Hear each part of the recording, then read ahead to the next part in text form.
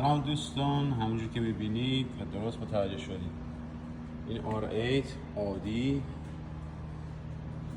به نوع خودش بهترین و دوست‌ترین ماشین عادی R8 $100,000.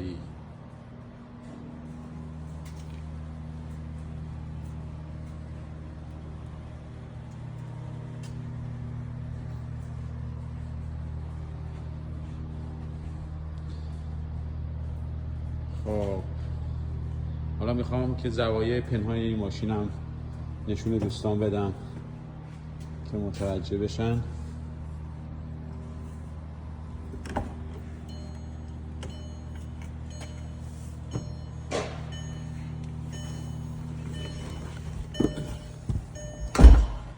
همونجور که میبینید اینجا هم R8 و عظمت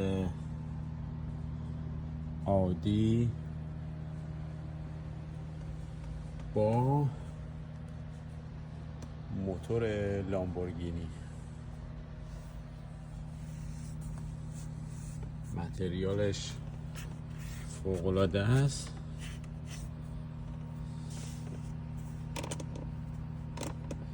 همچنان که میبینید پلاستیک خشک،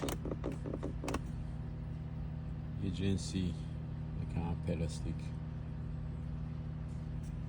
بهتر و رودری های چرم. حالا از اینا بگذاریم، میخوام که مهمترین مسئله این ماشین رو نشون بدم.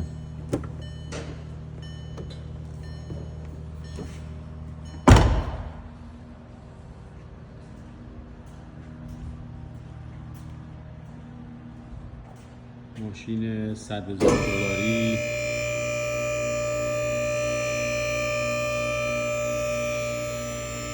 که موتورش موتور لامبورگینیه.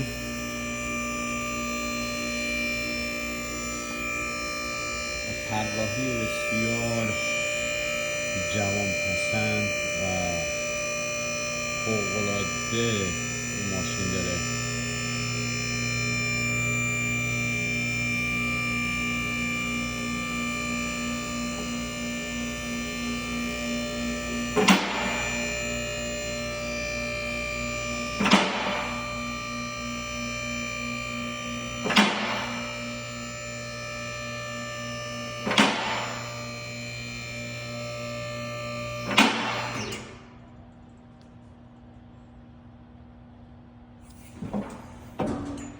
دوستان میخوام اینو نشون بدم، این موتور لامبورگینیه.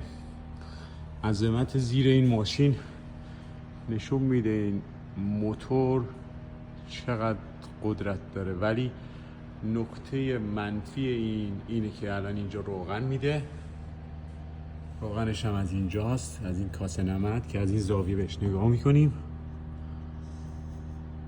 و اصلا هم نمیشه اونجا از اینجا باز کرد با هر ابزاری که فکر کنید. تست شده و هیچ راهی نداره، چون که این یه تیکه زیر شاسی که